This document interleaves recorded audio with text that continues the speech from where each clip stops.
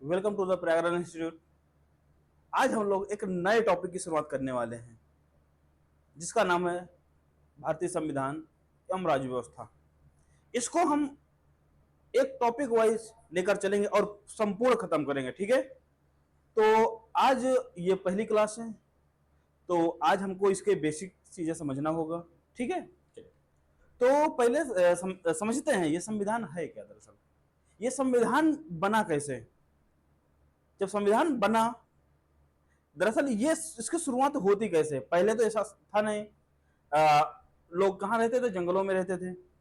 तो वहां से लेकर अब तक इस संविधान की प्रोसेस क्या था, हमें ऐसी जरूरतें क्यों पड़ी कि हमें एक किताब लिखना पड़ गया, और जिनमें से नियम और कानूनों का संग्रह हुआ।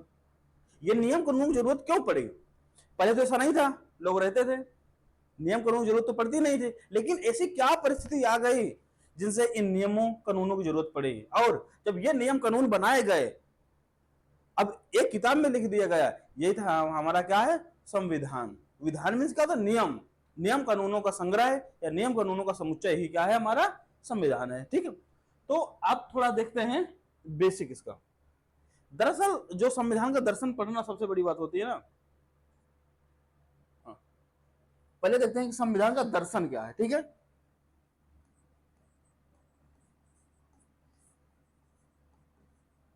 संविधान का दर्शन, ये संविधान आया कैसे और इसकी जरूरत क्यों पड़ी ऐसा। जैसा कि आपको पता है, संविधान जो हमारा समाज था, हमारा जो समाज था, और समाज में विभिन्न प्रकार के लोग होते हैं, ये लोग बना दिया।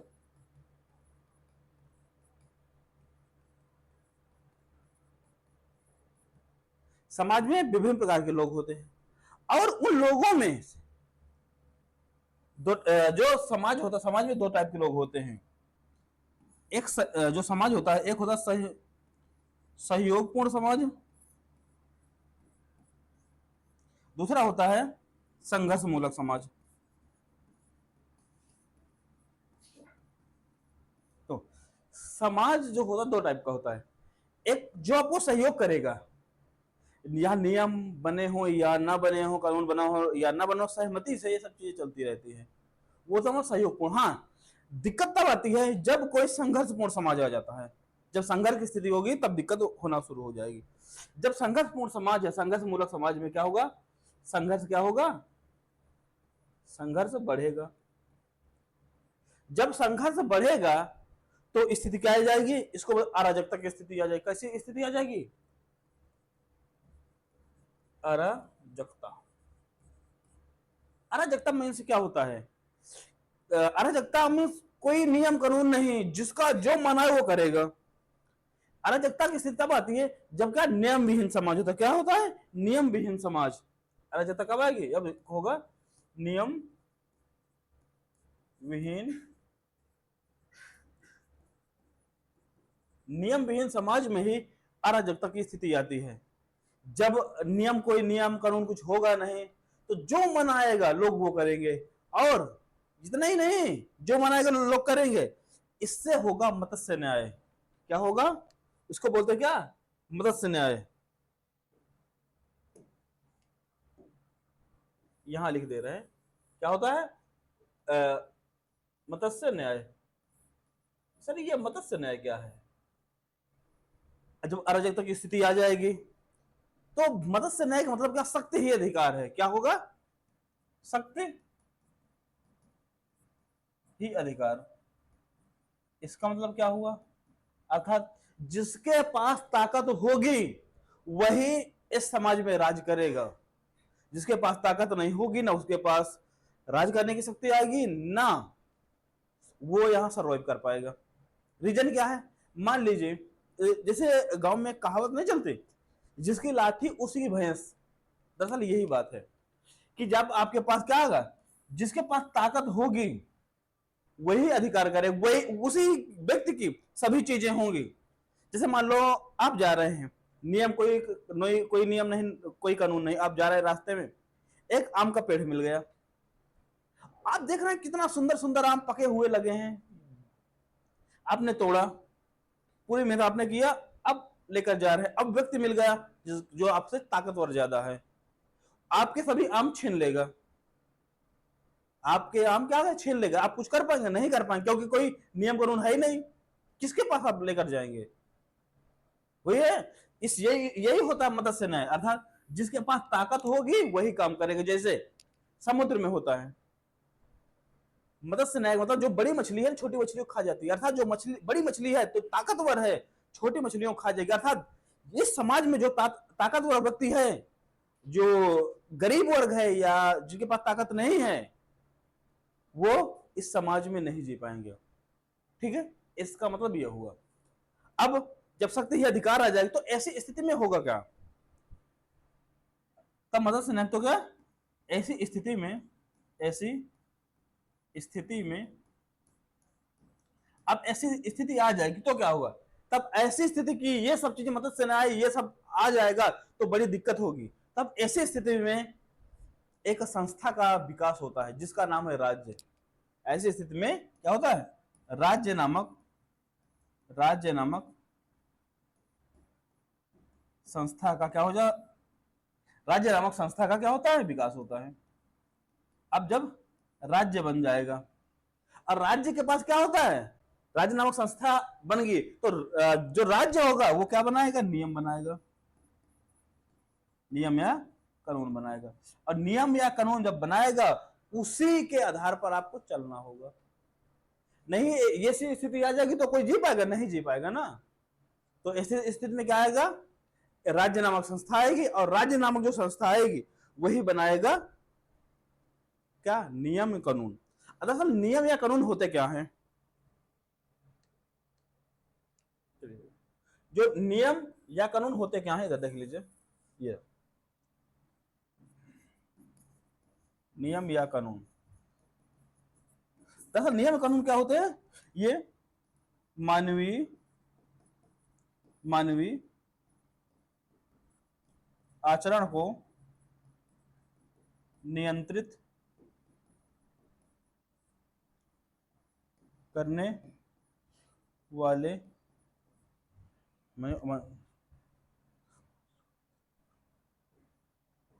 मानवीय आचरण को नियंत्रित करने वाले जो कारक हैं वही होते हैं नियम या कानून। अब जैसे मानवीय आचरण को नियंत्रित कैसे करते हैं? कानून कैसे नियंत्रित कर रहे किसी मानव को? जैसे यदि नियम ना होता है कि ये इस कानून का उल्लंघन करे, मान लो आप किसी व्यक्ति को मार दिए या जान से मार दिए, जो धारा लगती है 302, किसके तहत लगती है? ये नियम बने ना, कानून बनाना। यदि किसी को मारने पर यह सजा होगी, ये धारा लगेगी और इसके तहत यह सजा होगी, आजीवन कारावास या 20 साल की सजा। ये दरअसल आपने नियम का उल्लंघन किया है या कानून का उल्लंघन किया, कानून के उल्लंघन के तहत आपको यह सजा दी जाती है। इसी वजह से कि आप किसी व्यक्ति को नहीं मारते क्योंकि हमको सजा हो जाएगी। ठीक, अर्थात आपके जो आचरण है उनको नियंत्रित कर रहा है कि नहीं कर रहा है। जैसे सड़क में दायां बाएं चलने का नियम है, कहां से आपको कौन सी बत्ती देखकर रुकना है, कौन सी बत्ती देखकर चलना है, ये भी तो क्या नियम है ना। आपके आचरण को नियंत्रित, आप लाल बत्ती देख गए, क्या होगा? रुक गए।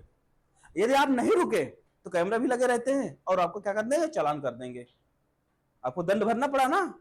यही है जो नियम या कानून होते हैं ना, मानवीय आचरण को नियंत्रित करते हैं। अब जब यही नियम या कानून का, नियम या जो कानूनों का, नियम या कानूनों का क्या है? संग्रह है, संग्रह कर लिया जाता है, एक जगह इकट्ठा कर लिया जाता है, वही बनता है हमारा क्या? संविधान। वही क्या बनता है? वही बनता है हमारा संविधान। बताइए, इतनी बात सबको समझ में आ गई कि संविधान कैसे बना, कौन सी स्थितियां थी। ठीक है, तो और संविधान है क्या? ठीक है, विधान में क्या? तो नियम कानूनों का संग्रह है या नियम कानूनों का समुच्चय। ठीक है, क्या कहलाता है? ये संविधान कहलाता। यहां तक किसी कोई समस्या हो तो बता सकते हैं, और आप इसका स्क्रीनशॉट भी ले सकते हैं या कोशिश तो कभी आप स्क्रीनशॉट इस चक्कर में मत रहा करिए, जो भी होगा अपने पेन से अपने कॉपी में उतारा करिए। जो आपकी पर्सनल नोट्स है ना, ये सबसे आपका पावर है। बार बार ये पीडीएफ दुनियादारी होती है ना, ये आप अच्छी चीज नहीं है। क्या है, यदि आप अपने कॉपी में नोट डाउन किए रहेंगे ना, वही आपके लास्ट एग्जाम के टाइम में सबसे आपकी ताकत होगी। क्या होगी? आपकी पावर वही है। ठीक है ना? हाँ, अब देखते हैं अब संविधान क्या होता है, इसके दार्शनिक पक्ष कौन कौन से होते हैं। ठीक है, तो और संविधान कहां से लिया गया, ये सब बातों पर हम लोग चर्चा करने वाले हैं। चलिए तो शुरू करते हैं अपनी क्लास। ये है, चलिए कह रहा है कि संविधान क्या है, व्हाट इज द कॉन्स्टिट्यूशन। बात हम लोग शुरू करते हैं यहीं से। अभी हम लोग एक बेसिक पढ़े कि भैया संविधान कहां से आया, क्या बातें थी वो। अब आते हैं संविधान क्या है। दरअसल हम इसको पढ़ना क्यों है, संविधान क्या है। तो संविधान क्या, संविधान एक मूलभूत सिद्धांतों का क्या है, संग्रह। वही है जो मैंने अभी बताया आपको, जो मूलभूत सिद्धांत है जिसको हम लोग नियम या कानून कहते हैं, उन्हें क्या है, संग्रह है संविधान। और क्या है, इसके अनुसार कोई राज्य गठित और शासित होता है। संविधान के अनुसार ही एक राज्यों का गठन किया जाता है और उसी के अनुसार क्या का शासन किया जाता है। यदि संविधान के अनुसार वो शासन नहीं कर रहे हैं तो आपको पता है क्या होगा, किसी राज्य का विघटन भी हो सकता है। चलिए पॉइंट है पहला, संविधान भूमि का मौलिक कानून है। जो संविधान है भूमि का क्या है, यह मौलिक कानून है जो समाज की आकांक्षाओं और लक्ष्यों की क्या करता है, पूर्ति करता है। संविधान की आकांक्षा लक्ष्य क्या है कि हमें सरकार से क्या चाहिए, जिसे लिखा है ना, आपके मौलिक अधिकार भी हैं कि लोग क्या क्या अपेक्षाएं कर सकते हैं, अधिकार भी दिए गए, कर्तव्य भी दिए गए और राज्य के नीति निर्देशक तत्व भी दिए गए और संघ सरकार दी गई, राज्य सरकार दी, इसमें किन क्या क्या को नियम बनाए गए, ये सब बातें कहां पर दी गई हैं, ये संविधान पर दी गई हैं। ठीक है, कौन चुनाव लड़ेगा कौन नहीं लड़ेगा, ये सब बातें दी गई हैं। वही बात कर रहा है, जो समाज है उनकी आकांक्षाओं और लक्ष्यों की क्या करता है, पूर्ति करता है। यह एक व्यापक ढांचा प्रदान करता है जिसके भीतर व्यक्ति अपने लक्ष्यों, आकांक्षाओं और स्वतंत्रता को प्राप्त करता है। यदि संविधान ना होता तो क्या सबकी जो स्वतंत्रताएं हैं तो क्या हो पाता, मान लो शिक्षा का अधिकार ना दिया जाता तो क्या शिक्षा अधिकार आप पा पाते, ना पाते। ये संविधान ही आपको ये सब बातें सिखा रहा है। ठीक है ना? चलिए अगला पॉइंट है, यह मूलभूत लक्ष्यों को परिभाषित करता है जिसका उल्लंघन नहीं किया जा सकता, जिसका उल्लंघन नहीं किया जा सकता। यदि आप उल्लंघन करते हैं तो आपको दंड मिलेगा। ठीक है ना? चलिए, संविधान एक जीवित दस्तावेज है। क्या है? संविधान कैसा है? एक जीवित दस्तावेज है जो समय के साथ समाज की आवश्यकताओं और आकांक्षाओं के अनुसार विकसित होता है। ठीक है, अर्थात जैसे कोई नई चीज आ गई, ठीक है, तो उसमें संशोधन के माध्यम से आर्टिकल 368 के तहत इस संशोधन करके जोड़ा भी जा सकता है, जोड़ा और घटाया जा सकता है। इसलिए कहा गया ये जीवित संविधान है, इसको बढ़ता है घटता रहता है। ठीक है ना?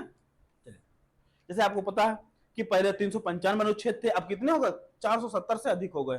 अर्थात ये जीवंत है, ये बढ़ ही रहा है, घट नहीं रहा, बढ़ रहा है। चलिए, अब विकसित हो, जैसे संविधान में किसके माध्यम से विकसित होगा?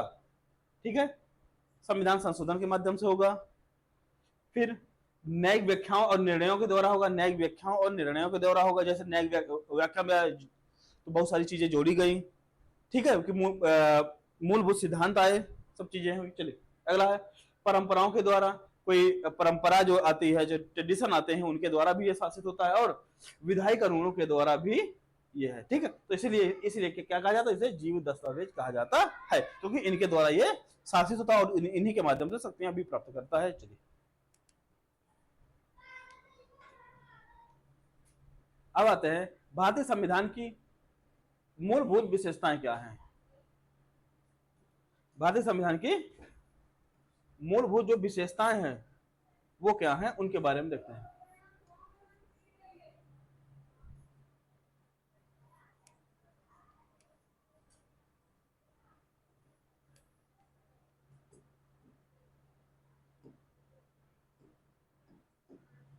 चलिए, भारतीय संविधान की जो मूलभूत विशेषताएं हैं, पहली बात तो जो हमारा संविधान है, क्या लिखित संविधान है और विस्तृत, विश्व का सबसे बड़ा लिखित संविधान है हमारा। विश्व का सबसे बड़ा लिखित संविधान कौन सा है? भारत का संविधान है। इसमें क्या विशेषता? भारतीय संविधान दुनिया का सबसे लंबा लिखित संविधान है, कभी स्टेटमेंट बना देता है ना, सबसे बड़ा लिखित संविधान है। यह केंद्र और राज्य सरकारों की शक्तियां, कार्यों का विस्तृत विवरण देता है। और फिर अगला क्या है इसकी विशेषता, सरकार का संसदीय स्वरूप प्रदान करता है संविधान। भारत में सरकार का संसदीय स्वरूप है। यहाँ कार्यपालिका अपनी नीतियों और कार्यों के लिए विधायिका के प्रति क्या है, ये जवाबदेह है, रिस्पॉन्सिबल है, ठीक है। फिर संविधान देता है क्या, जो विशेषता अगली है यह है स्वतंत्र न्यायपालिका की व्यवस्था करता है। क्या करता है, स्वतंत्र न्यायपालिका की व्यवस्था करता है। न्यायपालिका को क्या कार्यपालिका और विधायिका से के हस्तक्षेप से मुक्त रखा गया है, कि जो कार्यपालिका है, विधायिका और न्यायपालिका है, इन सब अलग अलग कार्य रहे, ठीक है। जो कार्यपालिका और विधायिका के तहत क्या है, ये हस्तक्षेप न्यायपालिका में नहीं करेंगे, अर्थात उनको मुक्त रखा गया है, ठीक है, ताकि निष्पक्ष रूप से क्या हो सके, न्याय हो सके। यदि मुक्त न रखा गया होता तो समस्याएं होती।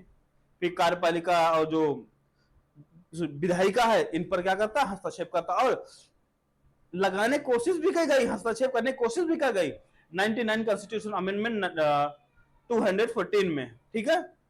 एनजेएससी के किसके माध्यम से, एनजेएससी के माध्यम से अंकुश लगाने की कोशिश की गई, लेकिन जो सुप्रीम कोर्ट है इसको क्या क्या कर दिया, इसको निरस्त कर दिया, इस संविधान संशोधन को, ठीक है।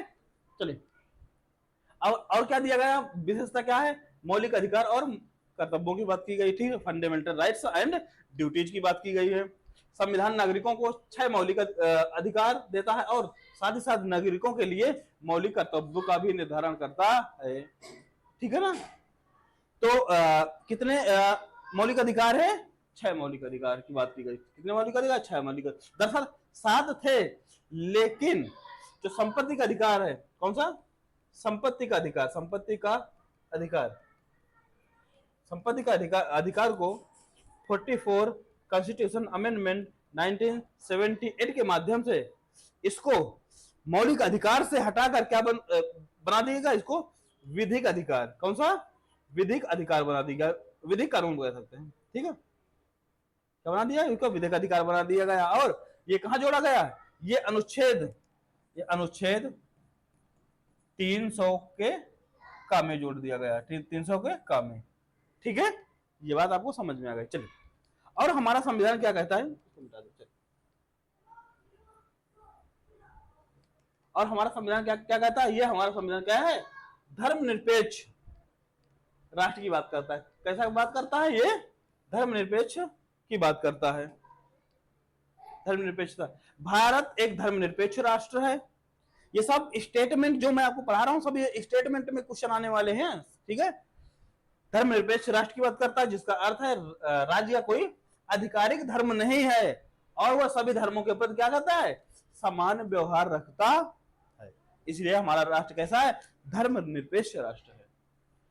और अपने यहाँ और क्या विशेषता संविधान की, यह है एकल नागरिकता, पूरे देश के लिए केवल एकल नागरिकता है। कैसी नागरिकता है, एकल नागरिकता है। हम भारतीय हैं, है ना, आई एम इंडियन, जो हमारी सिटीजनशिप है इंडियन है, ठीक है, भारत के नागरिक हैं। अमेरिका में दोहरी नागरिकता है, जो ये एकहरी नागरिकता है का प्रावधान कहां से लिया गया है, ये ब्रिटेन से लिया गया है। और अमेरिका में कैसी नागरिकता है, यहाँ पर दोहरी नागरिकता का है, ठीक है, डुअल सिटीजनशिप का कॉन्सेप्ट है। लेकिन अपने यहाँ एकहरी सिंगल सिटीजनशिप का है कॉन्सेप्ट दिया गया है। अब देखते हैं संविधान के कार्य क्या है, संविधान और क्या क्या काम करता है, ठीक है। संविधान के कार्य देखते हैं। संविधान के क्या कार्य हैं, संविधान के कार्य, नियम और कानून बनाना। संविधान का कार्य क्या है, नियम और कानून बनाएगा। संविधान समाज के सदस्यों के बीच समन्वय और विश्वास सुनिश्चित करने के लिए नियमों का एक समूह प्रदान करता है कि आपको क्या करना है, क्या नहीं करना है। सरकार की स्थापना करता है, यह स्पष्ट करता है कि सरकार कैसे बनेगी, उसे कौन सी शक्तियां प्राप्त होंगी।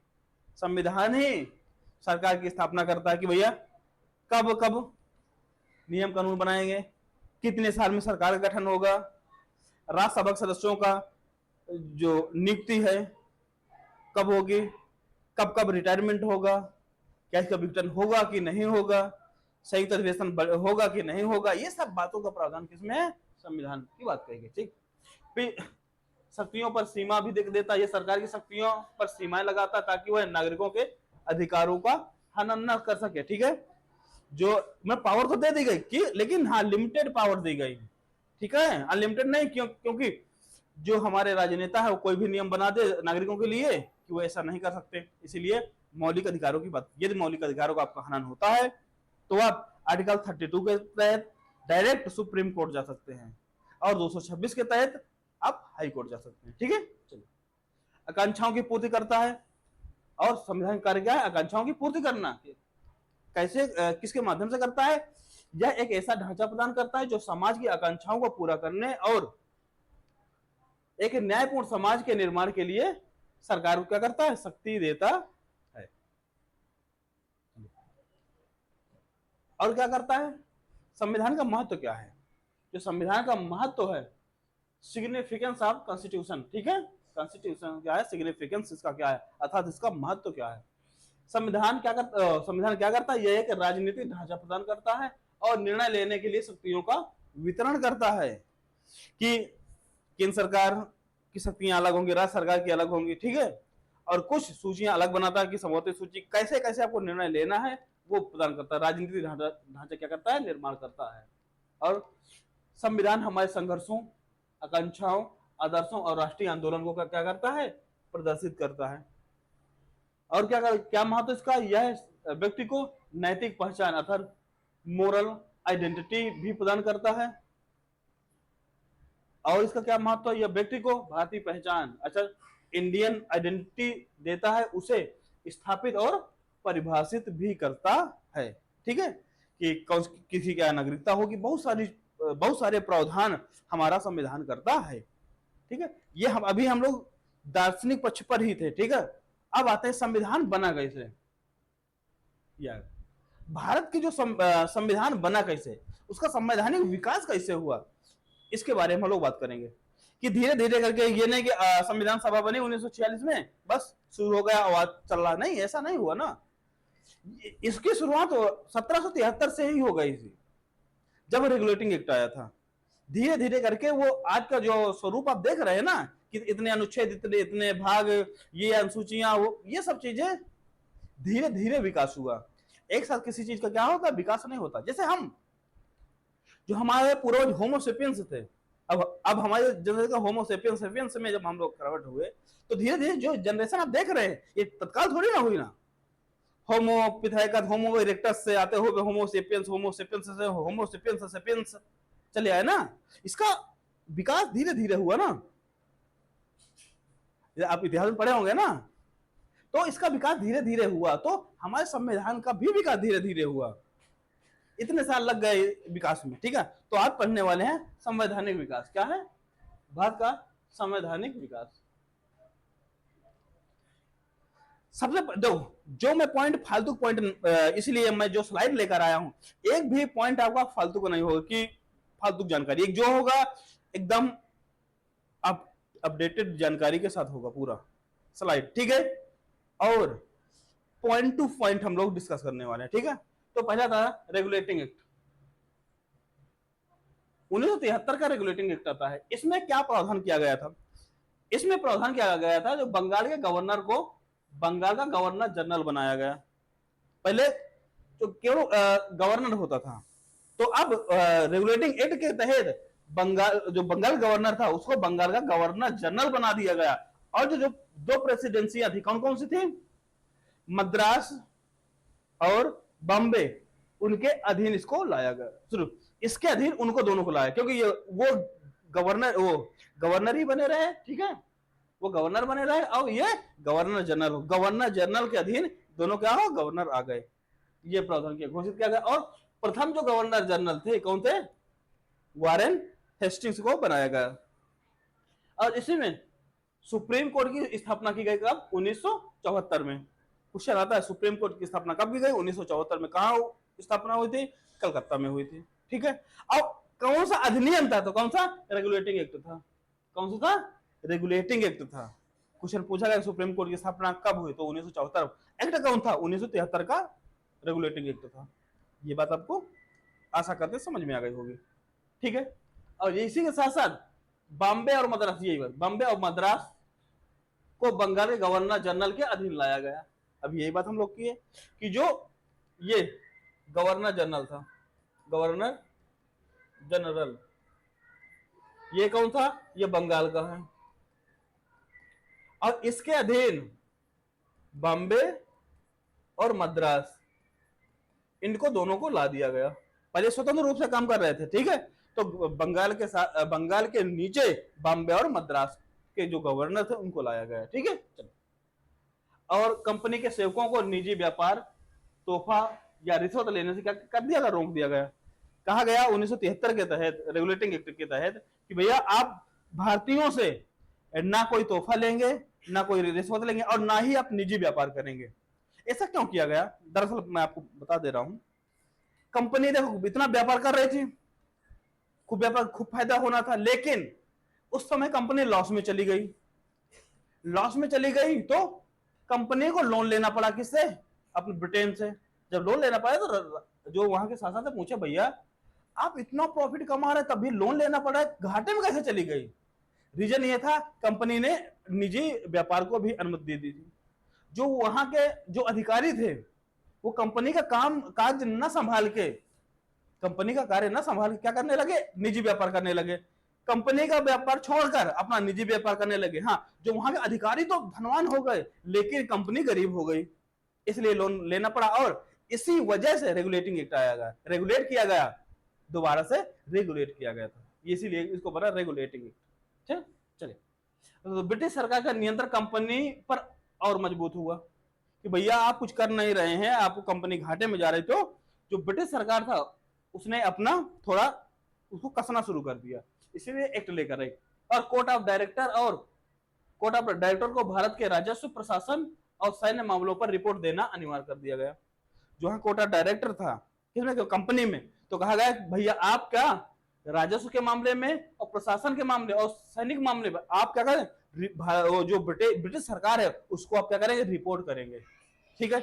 ये बातें की गई रेगुलेटिंग एक्ट 1773 में। चलिए, अब आते हैं, इसके बाद आया पिट्स इंडिया एक्ट। कौन आया?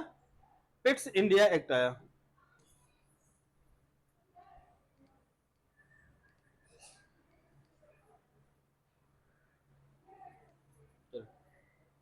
अब इसमें कौन कौन सी बातें की गई? सॉरी, चलिए। 1784 पिट्स इंडिया एक्ट आया। भारत को पहली बार ब्रिटिश संपत्ति कहा गया। भारत को पहली बार क्या कहा गया? कि अब ब्रिटिश की संपत्ति है, ठीक है। क्या है? अब ब्रिटेन की संपत्ति हो गई। चलिए, कंपनी को राजनीतिक और व्यवसायिक कार्यों से अलग कर दिया गया, और यहां पर द्वैध शासन की व्यवस्था लागू की। कौन सी? द्वैध शासन। द्वैध शासन पहली बार कब लागू किया गया? ये पिट्स इंडिया एक्ट में लागू किया गया। इसमें दोहरा शासन कैसे लागू किया गया? एक बनाएगा कोर्ट ऑफ डायरेक्टर और बोर्ड ऑफ कंट्रोल। जो कोर्ट ऑफ डायरेक्टर था ये व्यापार को नियंत्रित करता था, ठीक, व्यापार के बारे में निर्णय लेता था। और जो कोर्ट ऑफ कंट्रोल था वो राजनीतिक कार्य करता था। तो जो कोर्ट ऑफ डायरेक्टर की बात आए तो वो व्यापारिक मामलों पर निर्णय लेता था, और कोर्ट ऑफ कंट्रोल की जब बात आई तो क्या? वो राजनीतिक मामलों पर कार्य करता था, ठीक है। इसके बाद आता है, बहुत इंपॉर्टेंट है, 1813 का चार्टर एक्ट। क्यों इंपॉर्टेंट है अभी बता दे रहा हूं। क्योंकि भारत में कंपनी का व्यापारिक एकाधिकार समाप्त कर दिया गया। यहां से जो व्यापार एकदम एकाधिकार था ना उसका, कंपनी ही व्यापार करेगी, और ब्रिटेन की जो अदर कंपनियां हैं वो व्यापार नहीं करेंगी। तो जो कंपनी का एकाधिकार, अर्थात जो ईस्ट इंडिया कंपनी थी या ऐसी थी, इसका जो एकाधिकार था, एकाधिकार मतलब कि यही व्यापार कर, तो इसको समाप्त कर दिया गया। लेकिन अभी भी दो चीजों पर, चाय का और चीन के साथ व्यापार, चाय का और चीन के साथ व्यापार का क्या एकाधिकार बना रहा, और बाकी व्यापारों पर, बाकी देशों पर और बाकी व्यापारों पर अन्य कंपनियों का भी अधिकार हो गया, ठीक। एकाधिकार समाप्त करने का मतलब ब्रिटेन ये तो करेगी और अन्य कंपनियां भी व्यापार करेंगी, लेकिन अभी भी चीन के साथ व्यापार और जो चाय का व्यापार था, दोनों पर अभी भी एकाधिकार किसका था? ईस्ट इंडिया कंपनी का ही था। ठीक है। अब ईसाई मिशनरियों को पश्चिमी शिक्षा फैलाने की भी इसमें अनुमति दे दी गई थी, ठीक है। लेकिन एक बात आपको इसमें और ऐड कर लेना है तीसरा पॉइंट में कि पहली बार यहां पर 1 लाख रुपए, 1 लाख रुपए शिक्षा पर खर्च करने का प्रावधान किया गया।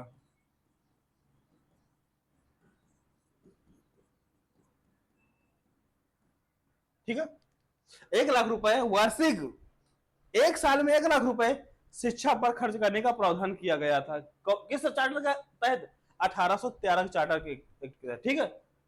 इंपॉर्टेंट पॉइंट है ये, ठीक है, इंपॉर्टेंट पॉइंट। ठीक है, चलिए अब आते हैं हम लोग 1833 का चार्टर एक्ट। इसमें क्या कि एक केंद्रीकरण की अंतिम प्रक्रिया थी, ठीक है। बंगाल के गवर्नर जनरल को भारत का गवर्नर जनरल घोषित कर दिया गया। कोशिश वो एग्जाम में क्वेश्चन आता है कि किस एक्ट के तहत एकाधिकार समाप्त किया गया, तो 1813 के तहत, ठीक है ना। शिक्षा पर 1 लाख, 1813 आएगा। अब और जो बंगाल का गवर्नर था, गवर्नर जनरल 1773 में, लेकिन अब 1833 में जो बंगाल का गवर्नर जनरल था, अब उसको क्या क्या बना दिया? भारत का गवर्नर जनरल बना दिया। किस एक्ट के तहत? 1833 के चार्टर के तहत। दोनों बातें याद करिए। 73 में बनाया गया था, तो 73 में क्या बनाया गया था? बंगाल के गवर्नर को गवर्नर जनरल बना दिया गया बंगाल का। लेकिन अब 1833 का जो चार्टर एक्ट आया, उसमें जो बंगाल का गवर्नर जनरल था, उसको भारत का गवर्नर जनरल बना दिया गया। और प्रथम, ये पूछता है, प्रथम गवर्नर जनरल कौन थे? भारत के प्रथम गवर्नर जनरल थे लॉर्ड विलियम बेंटिक, ठीक है, लॉर्ड विलियम बेंटिक। और इन्होंने क्या किया था आपको पता है? 1829 में, इसके पहले जब ये गवर्नर थे, भारत के गवर्नर जनरल नहीं थे, ये क्या थे? जब बंगाल के गवर्नर जनरल थे, बंगाल गवर्नर जनरल थे जब 1829 में, इन्होंने क्या किया? सती प्रथा का अंत किया था। क्या? सती प्रथा का अंत किया था। सती प्रथा का अंत आप लोग कहां पढ़ते हैं? इसको इतिहास में पढ़ते हैं, ठीक है ना। सती प्रथा का अंत, ठीक है, किसके सहयोग से? राजा राम मोहन राय, ठीक है ना, राजा राम मोहन राय के सहयोग से। चलिए अब कानून रेगुलेशन नहीं, क्या कहे जाने लगे? एक्ट कहे जाने लगे। पहले जो रेगुलेशन होते थे ना, जैसे रेगुलेटिंग एक्ट मैंने पढ़ा था ना, रेगुलेशन नहीं, अब क्या कहे जाने लगे? एक्ट कहे जाने लगा। अर्थात वो विधेयक नहीं, अब अधिनियम हो गए। अगला कंपनी के व्यापारिक एकाधिकार क्या हो गए? समाप्त हो गए। अब प्रशासनिक संस्था बन गई। क्या? अब जो कंपनी थी, अर्थात ईस्ट इंडिया कंपनी, अब वो व्यापार नहीं, क्या करेगी? केवल प्रशासन का कार्य देखेगी।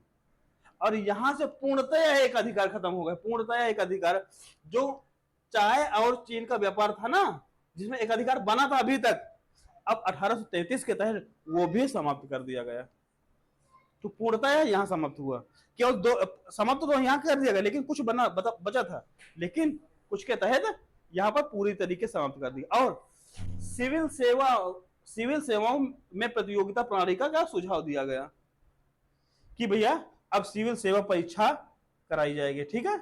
यहां से सिविल सेवा परीक्षा की शुरुआत की गई। अभी कागजों पर थी, लेकिन अभी धरातल पर उतरी नहीं थी। इसके बाद जो एक्ट आएगा 1853 में, वहां धरातल पर भी उतरेगी, ठीक है। चलिए अब देखते हैं 1853 का चार्टर एक्ट, बहुत ही इंपॉर्टेंट है।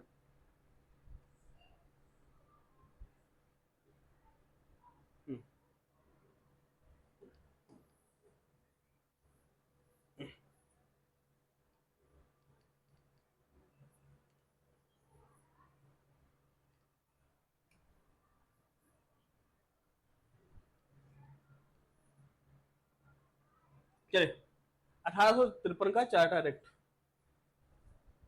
इसमें क्या कहा गया? चार्टर एक्ट की श्रृंखला का ये अंतिम अधिनियम था। क्यों क्यों ऐसा कहा जाता है? जो चार्टर अधिनियम थे उसका अंतिम था। रीजन ये था क्योंकि इसके बाद जो शासन अब कंपनी का नहीं रहेगा, ये सबसे कंपनी का लास्ट शासन है। क्या? कंपनी का चार्टर जो होता है ना, कंपनी का ये लास्ट है। क्योंकि इसके बाद 1857 की क्या होगी? क्रांति होगी। और 1857 की क्रांति के बाद जब 1858 का किसका, ब्रिटेन के ताज का शासन आएगा। क्या, ताज का शासन। ठीक है, अर्थात सुन लीजिए, यहां पर थोड़ा सा मैं आपको बना ही दे रहा हूं। पहले चलिए, कंपनी का शासन कब तक था, कंपनी का शासन, ये बात नोट डाउन कर लीजिएगा। कंपनी का शासन, कंपनी का शासन इसमें जो चार्टर के माध्यम से लोग पढ़े 1773 से पढ़े 1853 तक संवैधानिक विकास की था। ठीक है, इसके बाद आता है ताज का शासन, ताज का शासन या क्राउन का शासन।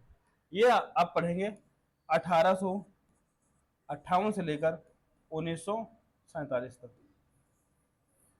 भारतीय स्वतंत्रता अधिनियम 1947 तक। ये था संवैधानिक विकास में, ये दो महत्वपूर्ण चरण थे। एक कंपनी का शासन, एक क्या है, एक कंपनी का शासन है,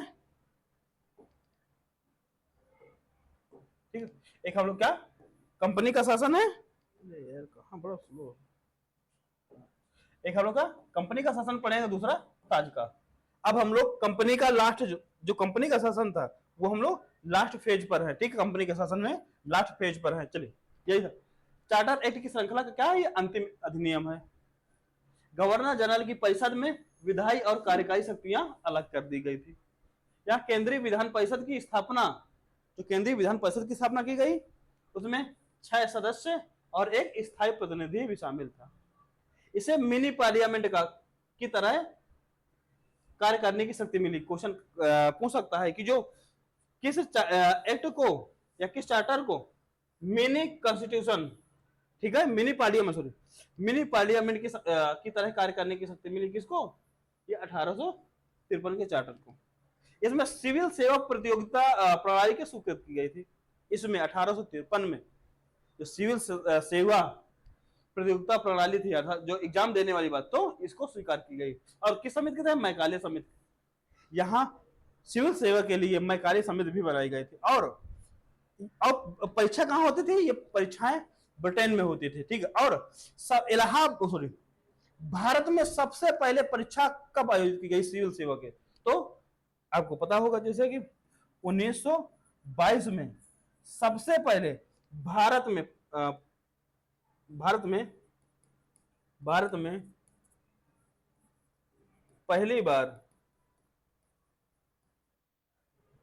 पहली बार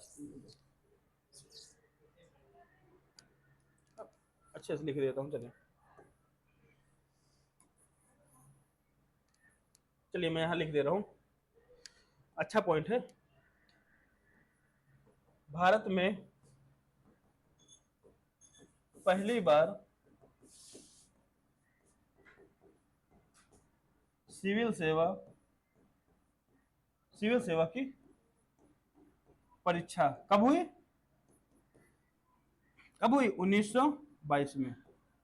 और कहां हुई, यही हुई अपने उस समय इलाहाबाद में।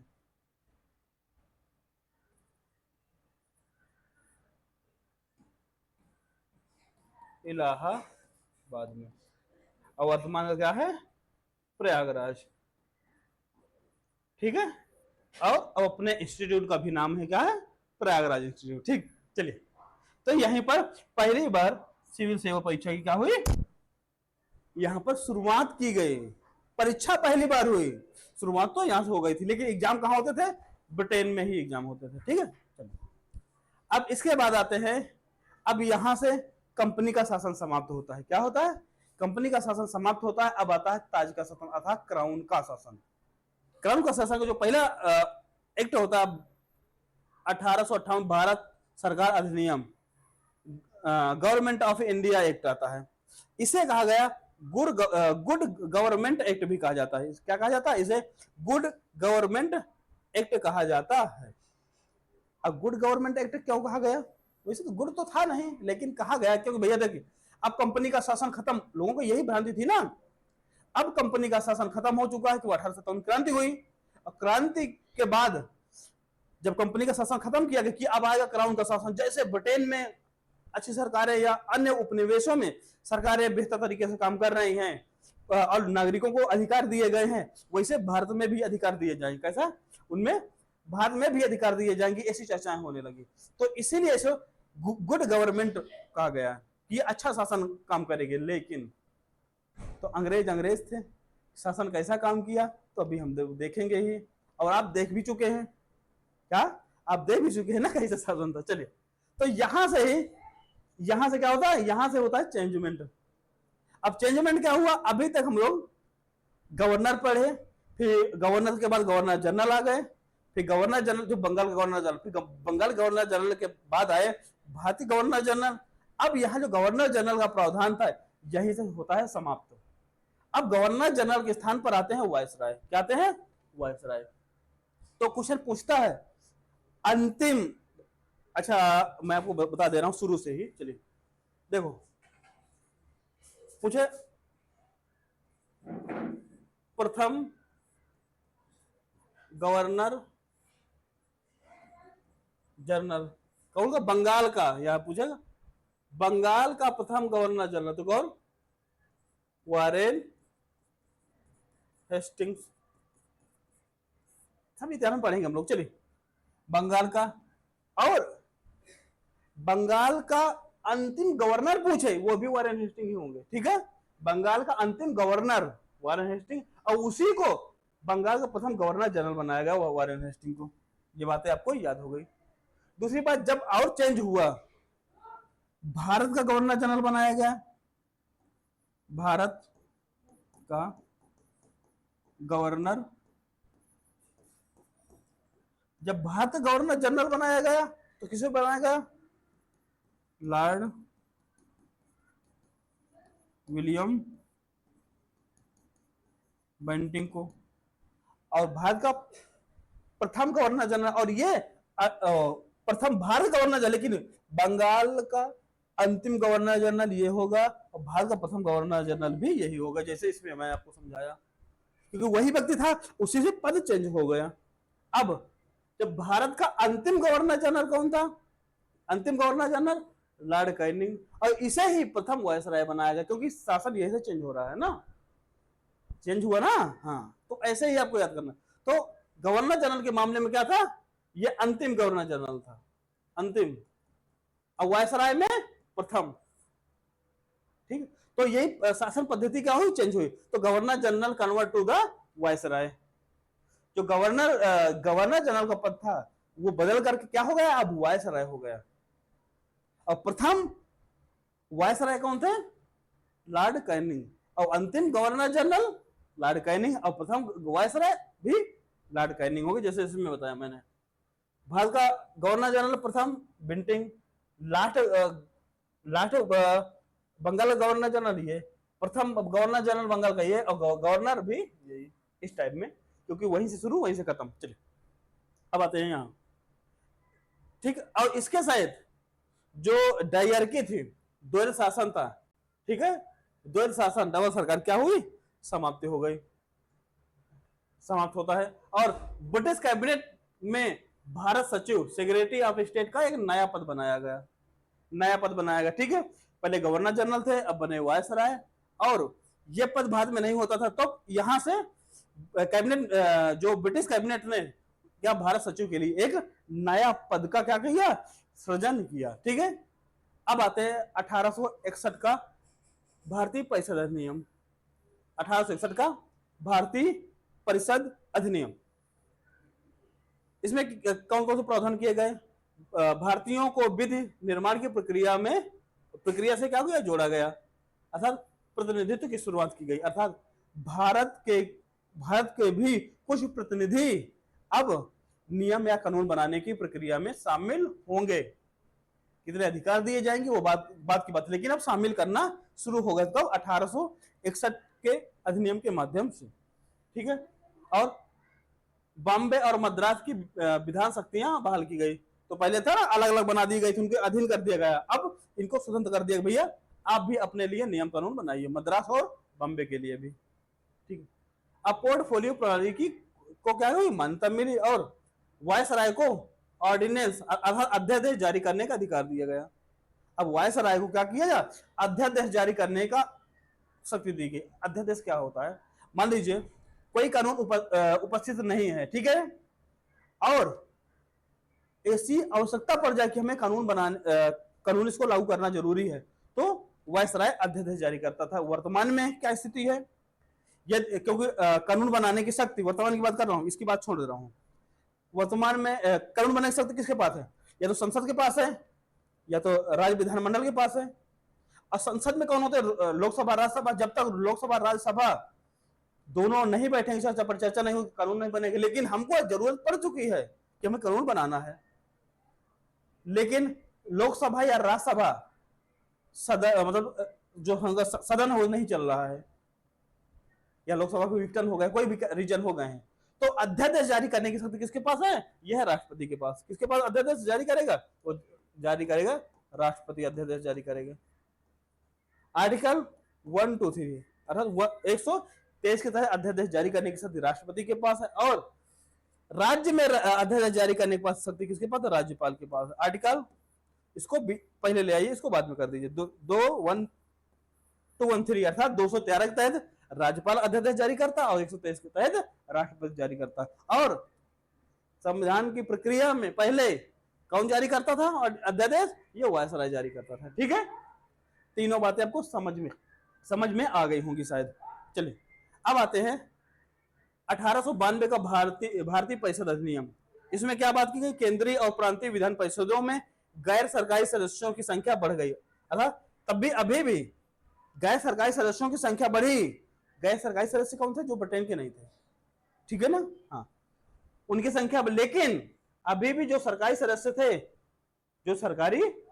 थे उनका बहुमत बना रहा। सरकारी सदस्यों क्या था, बहुमत बना रहा, लेकिन कुछ गैर सरकारी सदस्यों की भी क्या हुई, अनुमति दी गई। परिषदों को बजट पर चर्चा व कार्यपालिका से प्रश्न पूछने की शक्ति मिल गई। अब यहाँ पर बजट, अभी तो बजट में चर्चा पर चर्चा करने की शक्ति नहीं दी गई, लेकिन यहाँ से 1892 से क्या हुआ, बजट पर चर्चा और कार्यपालिका के प्रश्नों पर, कार्यपालिका से प्रश्नों पर वह प्रश्न कर सकते थे, उसकी भी क्या मिल गई, शक्ति मिल जाती। अर्थात धीरे धीरे हम जिनके नियम कानून बनाने की प्रक्रिया में हम अंदर प्रवेश कर रहे हैं, धीरे धीरे करके, अभी पूरी तरीके नहीं, धीरे धीरे कर रहे हैं। ठीक है, चलिए अब आते हैं 1919 का बहुत इंपॉर्टेंट ही प्रश्न है। ठीक है, अब आते हैं 1919 का भारतीय परिषद अधिनियम।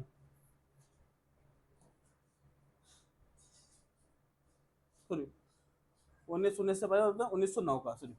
चलिए अब आते हैं 1909 का भारतीय परिषद अधिनियम, बहुत इंपॉर्टेंट है।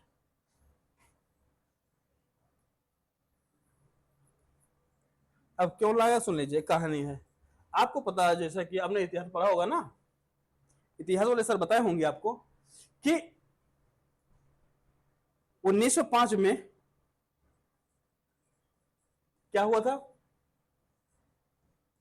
बंगाल विभाजन। किसके टाइम में, लॉर्ड कर्जन। ठीक है, वायसराय कौन थे, लॉर्ड कर्जन थे। उनके टाइम हुआ बंगाल विभाजन, और बंगाल विभाजन हिंदू मुस्लिम एकता बहुत अच्छी तरीके से संगठित मिली। इसी वजह से देखिए, ये हिंदू मुस्लिम जो गठबंधन था उसको तोड़ने के लिए इन्होंने एक षड्यंत्र शुरू किया। अब 1906 में, यहीं पर 1906 में मुस्लिम लीग की स्थापना करवाते हैं लोग। मुस्लिम लीग की स्थापना कब हुई, 1906 में हुई। यहीं से इनका खेला शुरू हो गया। ठीक है, यहीं से। और इसके बाद यहां तक इनकी बात नहीं बनी तो एक लेकर आते हैं अधिनियम 1909 का भारतीय परिषद अधिनियम। क्या, 1909 का भारतीय परिषद अधिनियम। इसी को भारतीय परिषद अधिनियम को बोलते हैं क्या, मार्ले मिंटो सुधार। क्या बोलते हैं, कुछ पूछा जाता है कि मार्ले मिंटो सुधार किस अधिनियम को बोलते हैं, वो 1919 का भारतीय परिषद अधिनियम को बोलते हैं। ठीक है, लिखा तो है मार्ले मिंटो रिफॉर्म। हाँ गुड, मार्ले मिंटो सुधार या मार्ले मिंटो रिफॉर्म किसे बोलते हैं, 1909 के भारतीय परिषद अधिनियम को। ठीक है, अब ये मार्ले मिंटो कौन थे, दरअसल ये दो व्यक्तियों के नाम है ना। तो लॉर्ड मिंटो ये क्या थे, वायसराय, और मार्ले कौन थे, भारत सचिव थे। मैं आपको बता दे रहा हूं, ऐसे कोई अधिनियम आ जिसमें मार्ले मिंटो पूछा जाए या मार्टिन चेम्सफोर्ड पूछा, जो पहला वाला नाम होगा, जैसे मार्ले फिर मिंटो आया, पहले मार्ले आया फिर मिंटो आया, तो मार्ले भारत का क्या सचिव होगा, और जो मिंटो होगा वो वायसराय होगा। तो कभी पूछ लेना मार्ले मिंटो में कौन वायसराय कौन सचिव था, तो पहले सचिव होगा, मार्ले सचिव, मिंटो वायसराय। ये बात समझ में आई ना। चलिए, और यहां पर जो सबसे इंपॉर्टेंट पॉइंट है, देख रहा, केंद्रीय सरकारी बहुमत था और प्रांतीय गैर सरकारी बहुमत। तो केंद्र में ब्रिटेन का बहुमत, लेकिन जो प्रांतों में भारतीय लोगों को बहुमत देने की बात की गई। चलिए, और कार्यकारी परिषद में भारतीयों को पहली बार, ये कार्यकारी परिषद में भारतीयों को पहली बार स्थान मिला। और किनको स्थान दिया गया, बहुत इंपॉर्टेंट है, सत्येंद्र नाथ सिन्हा को। किसको, सत्येंद्र नाथ सिन्हा को यह कार्यकारी परिषद में पहली बार स्थान दिया। और कार्यकारी परिषद में पहले व्यक्ति चुने गए जिनका नाम था सत्येंद्र सिन्हा। चुने क्या गए थे, मनोनीत किए गए थे। ठीक है, और ये इंपॉर्टेंट, ये चौथा पॉइंट तो मोस्ट इंपॉर्टेंट है, इसको नोट डाउन जरूर कर लीजिएगा। मुस्लिमों के लिए पृथक निर्वाचन प्रणाली, मुसलमानों के लिए पृथक निर्वाचन प्रणाली लागू की गई, और इसमें सांप्रदायिकता को वैधानिक मान्यता प्रदान की गई। और लॉर्ड मिंटो पृथक निर्वाचन प्रणाली के जनक माने जाते हैं। क्वेश्चन ये आ सकता है कि पृथक निर्वाचन प्रणाली के जनक किसे माना जाता है, तो लॉर्ड मिंटो को। क्यों, क्योंकि वो यहाँ के वायसराय थे। ठीक है, कौन थे, वायसराय। तो पृथक निर्वाचन प्रणाली के जनक आपको पता होगा कौन थे, लॉर्ड मिंटो थे।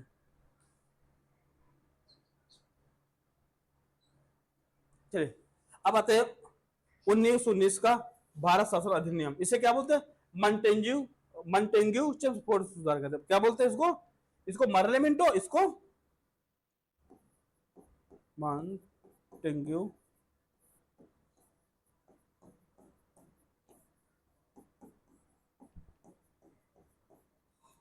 1919 के अधिनियम को क्या बोलते हैं, मंटेग्यू चेम्सफोर्ड सुधार कहा जाता है।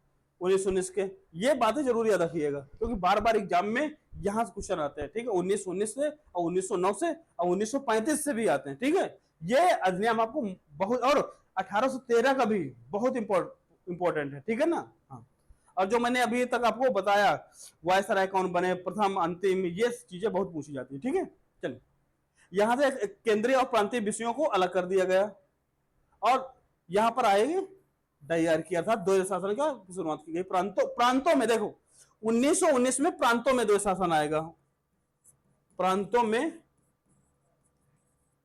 द्वैध शासन आएगा, द्वैध शासन, प्रांतों में द्वैध शासन आएगा। और यही पे बाद में 1935 में ये प्रांतों वाला द्वैध शासन हटा दिया जाता है। 1935 में केंद्र में द्वैध शासन लाया जाता है। केंद्र में द्वैध शासन, केंद्र में द्वैध शासन 1935 में लाया, और 35 में ही प्रांतों में द्वैध शासन हटा दिया जाता है। तो ये बात भी याद रखना है। ठीक है, और इसमें दो विषय लाए गए द्वैध शासन में, स्थानांतरित विषय थे, एक आरक्षित विषय। स्थानांतरित विषय किसी को दिए जाते थे, ट्रांसफर किए जाते थे, वो कौन से थे, मंत्रिपरिषद विधान परिषद को उत्तरदायी बनाया गया। लेकिन जो आरक्षित विषय थे, जो किसी को नहीं दिए जा सकते थे, वो थे गवर्नर और उसकी कार्यपालिका परिषद, ये आरक्षित विषय रखे। ठीक है, और द्विसदनीय व्यवस्था लागू की गई। जो उच्च सदन था वो राज्य परिषद था, और जो निम्न सदन था वो केंद्रीय विधानसभा है। अभी भी कहा जाता है ना, जो विधानसभा को निम्न सदन और विधान परिषद को उच्च सदन माना जाता है। ऐसे ही केंद्र की जब बात हम लोग करते हैं, तो वहां पर जो राज्यसभा होती है उसको उच्च सदन बोलते हैं, और जो लोकसभा होती है उसको क्या बोलते हैं, उसको निम्न सदन बोलते हैं। चलिए, और क्या क्या इसमें शुरुआत हुई, द्विसदनीय व्यवस्था आई। चलिए,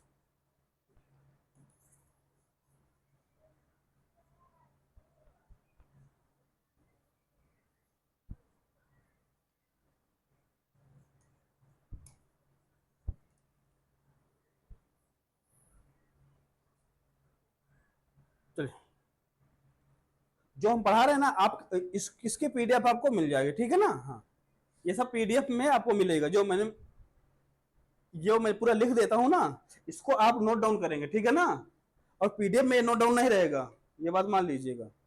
ठीक, वो एकदम फ्रेश पीडीएफ आपको मिलेगी इस टाइप की। चलिए, तो द्वैध शासन में हम क्या देखें, पहले देखें कि विभाजन कर दिया गया, द्वैध शासन लगा, फिर द्वैध सदनीय व्यवस्था की गई, फिर अब आते सीधे चुनाव की शुरुआत की गई, चुनाव प्रणाली की शुरुआत की गई कब, 1919 से ही। चलिए, फिर अलग निर्वाचन प्रणाली का विस्तार किया गया, इसमें सिख, ईसाई, एंग्लो इंडियन और यूरोपियों को शामिल किया गया, अलग अलग निर्वाचन प्रणाली। अर्थात अभी हम लोग देखें जो 1909 में केवल मुसलमानों के लिए था, और यहाँ पर मुसलमानों से बढ़कर और किसके लिए बना दिया गया था, सिख, ईसाई, एंग्लो इंडियन और यूरोपियों के लिए भी पृथक निर्वाचन प्रणाली की शुरुआत की गई। ठीक है, तो केवल मुस्लिम के लिए पूछे तो 1909 में, और 1919 में एंग्लो इंडियन, सिख और यूरोपी के लिए और ईसाइयों के लिए भी व्यवस्था की गई अलग पृथक निर्वाचन की। ठीक है, अब यहाँ लेके सीमित मताधिकार था। सीमित मताधिकार का अगर सबको, जैसे वर्तमान में सार्वभौमिक सीमित मताधिकार नहीं, वर्तमान में सार्वभौमिक मताधिकार। सार्वभौमिक मताधिकार का मतलब क्या होता है, सबको वोट देने का अधिकार होता है, अर्थात जो भी 18 या 18 वर्ष से अधिक उम्र का है वह सभी वोट देने का अधिकार है, लेकिन जिनका वोटर लिस्ट में नाम है वही।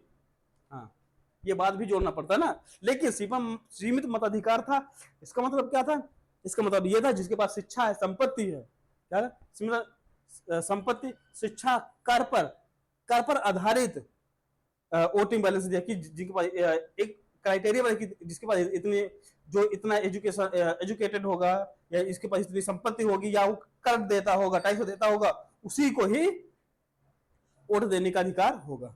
ठीक है, चलिए, लंदन में भारत के लिए उच्चायुक्त नियुक्त किए गए और केंद्रीय लोक सेवा आयोग का स्थापना की गई। इंपॉर्टेंट है, केंद्रीय लोक सेवा आयोग की स्थापना कब हुई, 1 अक्टूबर, कब हुई, 1 अक्टूबर 1926 को केंद्रीय लोक सेवा अर्थात यूपीएससी की स्थापना की गई। यूपीएससी की स्थापना कब हुई, 1 अक्टूबर 1926 को। ठीक है, और केंद्रों और प्रांतों के लिए अलग से बजट का भी प्रावधान किया गया। और अब 1919 का अधिनियम है, और इसी की समीक्षा के लिए, अर्थात 1919 का जो अधिनियम था, इसी की समीक्षा के लिए एक साइमन कमीशन का भी गठन किया गया। कब आया, साइमन कमीशन का गठन 1927 में गठन हुआ, लेकिन वह कब आया, वो 1928 में भारत आया। कब आया, 1928 में भारत आया साइमन कमीशन। ठीक है, और साइमन कमीशन जब 1928 में भारत आया, तो आपको पता है कि साइमन कमीशन में कोई भारतीय व्यक्ति नहीं था, साइमन कमीशन में कोई भारतीय व्यक्ति नहीं था। इस वजह से क्या हुआ, इस वजह से तो भारतीयों ने इसका विरोध किया, साइमन गो बैक के नारे दिए गए। इसी आंदोलन में क्या हुआ, लाला लाजपत राय को लाठियों से मारा गया, चोट आई, और फिर बाद में उनका देहावसान हो गया। ठीक है, तो ये बातें थी इतिहास वाली। लेकिन आते हैं संविधान में। 1927 में साइमन आयोग का गठन किया गया, 7 सदस्यीय आयोग था, इसमें लेकिन कोई भारतीय नहीं था। इसी वजह से इसका क्या हुआ, बहिष्कार किया गया था। सिफारिशें क्या थी, द्वैध शासन को समाप्त करना था, संघीय शासन की स्थापना करना था, और पृथक निर्वाचन प्रणाली जारी रही। पृथक निर्वाचन प्रणाली हटाया नहीं गया, जारी रही। पृथक निर्वाचन प्रणाली शुरुआत कब हुई, 1909 में, किससे, जब मुस्लिमों के लिए प्रथम निर्वाचन की मांग की गई। इसके बाद 1919 में भी एंग्लो इंडियन, सिख, ईसाई और यूरोपियों के लिए व्यवस्था की गई, वो पृथक, और उत्तरदायी शासन का भी प्रावधान किया गया था। और इनके सिफारिशें कब तक लागू रही, इनकी सिफारिशें 1935 के अधिनियम में शामिल की गई। जो साइमन कमीशन की जो रिपोर्ट थी, ठीक है, जो पूरी रिपोर्ट 1935 का जो अधिनियम आता है, वो सिफारिशें उसमें शामिल की गई। तो अब देखते हैं भारत शासन अधिनियम या भारत सरकार अधिनियम 1935 में क्या क्या, कौन कौन सी चीजें जोड़ी गई। ठीक है, ये देखिए,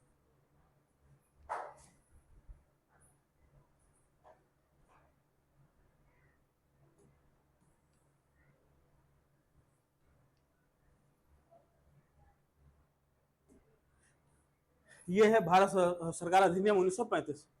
इंपॉर्टेंट है, क्वेश्चन यहां से अधिकतर बनता है। ठीक है, तो बताएं इंपॉर्टेंट कौन कौन, आपको 1813 देखना है, ठीक है, 1-2.1853 से देखना है, 1919 से देखना है, और 1909 से देखना है, और 1935 से देखना है। ठीक है, ये बात है।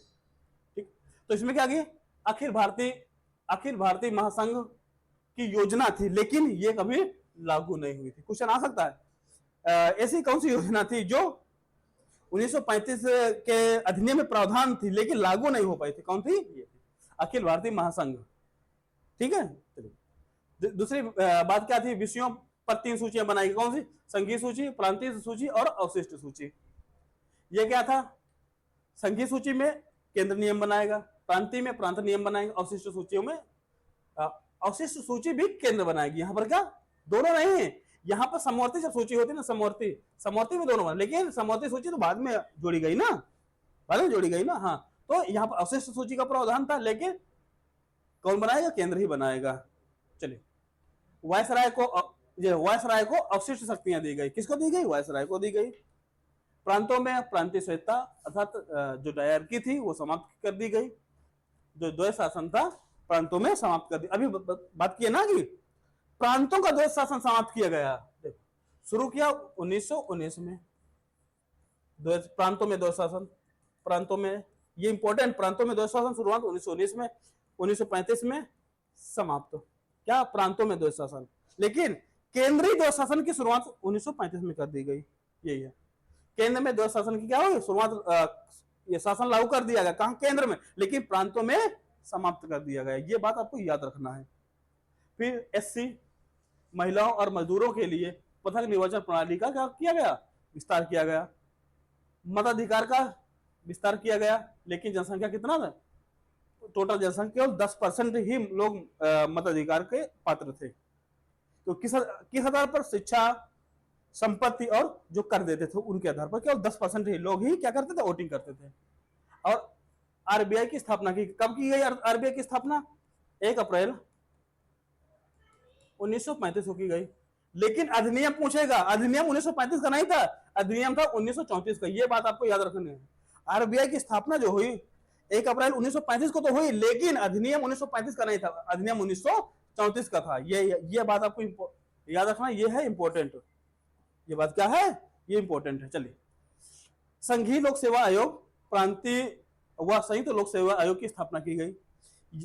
1935 के अधिनियम से ही लिए गए हैं क्या?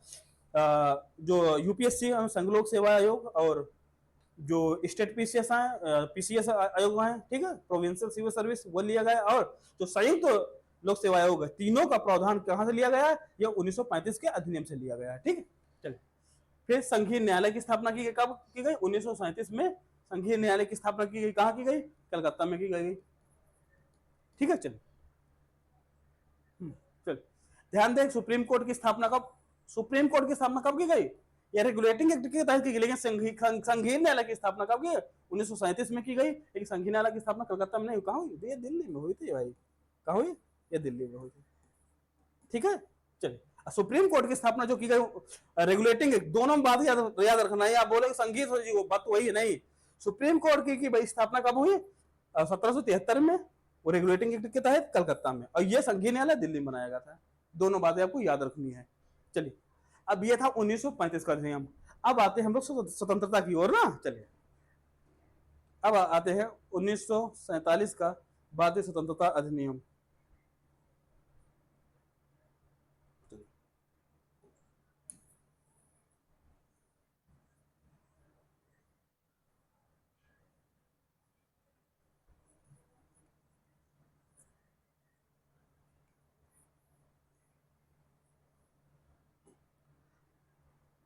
अब हम लोग लास्ट पड़ाव पर हैं। ठीक है, चलिए, ये है 1947 का भारतीय स्वतंत्रता अधिनियम, इंडियन इंडिपेंडेंस एक्ट। 15 अगस्त 1947 को भारत को स्वतंत्र और संप्रभु राष्ट्र क्या कर दिया गया? घोषित कर दिया गया। और भारत और पाकिस्तान का क्या हुआ? विभाजन हुआ। भारत और पाकिस्तान का विभाजन हुआ। देखो, अब दिन तो एक ही हुआ, लेकिन हम लोग अलग अलग स्वतंत्रता दिवस अपना मनाते हैं। तो 14 अगस्त पाकिस्तान अपना स्वतंत्रता दिवस मनाता है, ठीक, और इंडिया मनाता है 15 अगस्त को। ये दोनों बातें याद रखना। चलिए, तो भारत वायसराय और भारत सचिव का पद क्या कर दिया गया? समाप्त कर दिया गया। ये बात क्यों?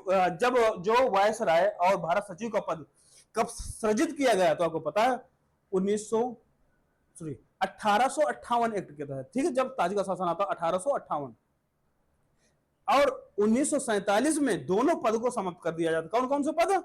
वायसराय और भारत सचिव का पद समाप्त कर दिया जाता है और संविधान सभा को पूर्ण स्वतंत्रता मिल गई। अभी तक तो कैबिनेट मिशन के तहत, ब्रिटेन के तहत हम लोग कर रहे थे संविधान सभा, लेकिन अब 15 अगस्त 1947 को स्वतंत्रता मिल गई। अब इसके तहत हम लोग क्या बन गए, संविधान सभा को पूर्ण स्वतंत्रता। कोई भी कानून या अधिनियम रद्द करने का अधिकार किसके पास था, संविधान सभा के पास अब आ गया। ब्रिटिश सर्वोच्चता का क्या हुआ, अंत हो गया। गवर्नर जनरल और राज्यपाल केवल नाम मात्र के प्रमुख बने और सम्राट की उपाधि क्या हुई, समाप्त कर दी गई। इंपॉर्टेंट, किस भारत सम्राट की उपाधि कब समाप्त की गई, यह समाप्त की भारत क्या था, अधिनियम था भारतीय स्वतंत्रता अधिनियम 1947 के एक्ट के तहत। अब ये दो बातें यहां बहुत इंपॉर्टेंट है, ये याद रखनी है। प्रथम गवर्नर जनरल, ये ऐसा कौन सा प्रथम गवर्नर जनरल, वो नहीं है, ठीक है ना। हाँ, ये क्वेश्चन पूछेगा स्वतंत्र, ऐसे स्वतंत्र भारत के प्रथम गवर्नर जनरल। जब स्वतंत्र भारत के प्रथम गवर्नर जनरल पूछे तब लॉर्ड माउंटबेटन लगाएंगे, स्वतंत्र भारत के, ठीक है ना। हाँ, ये बात याद रखनी है। नहीं, जब आएगा कि भारत के गवर्नर जनरल तो लॉर्ड विलियम बेंटिक थे, लेकिन स्वतंत्र भारत के प्रथम गवर्नर जनरल तो कौन थे, लॉर्ड माउंटबेटन। और पूछे अंतिम गवर्नर जनरल, अंतिम गवर्नर जनरल, जो अंतिम ब्रिटिश भारत के अंतिम गवर्नर जनरल भी यही थे, लॉर्ड माउंटबेटन। ब्रिटिश भारत के अंतिम गवर्नर जनरल लॉर्ड माउंटबेटन और प्रथम स्वतंत्र भारत के प्रथम गवर्नर जनरल यही है, ठीक है। और पूछे स्वतंत्र भारत का प्रथम भारतीय गवर्नर जनरल, पूछे स्वतंत्र भारत का प्रथम भारतीय गवर्नर जनरल तो लगाएंगे सी राजगोपालाचारी। ये यहां से आते हैं। चलो, ये आज हम लोग संविधान की क्लास, जिनमें से हम लोग पढ़े संविधान का दर्शन, संविधान के दर्शन के बाद हम लोग पढ़े जो संविधान का जो विकास, संवैधानिक विकास कैसे कैसे हुआ 1773 से लेकर 1947 के एक्ट तक, कैसे कैसे संविधान का विकास हुआ, ये बातें पढ़े। अब इसके आगे जो हमारा टॉपिक रहने वाला है नेक्स्ट डे, इसके आगे का टॉपिक रहेगा, ठीक है ना। संवैधानिक विकास हो चुका है, अब इसके बाद अब संविधान की रूपरेखा, संवैधानिक सभा कैसे कैसे बनी और उन पर क्या संशोधन हुए, फिर आगे चलकर जो हमारा विस्तृत संविधान बना कैसे कैसे निर्माण हुआ, इसके बारे में बात करेंगे। मिलते हैं नेक्स्ट वीडियो में, तब तक के लिए नमस्कार, धन्यवाद।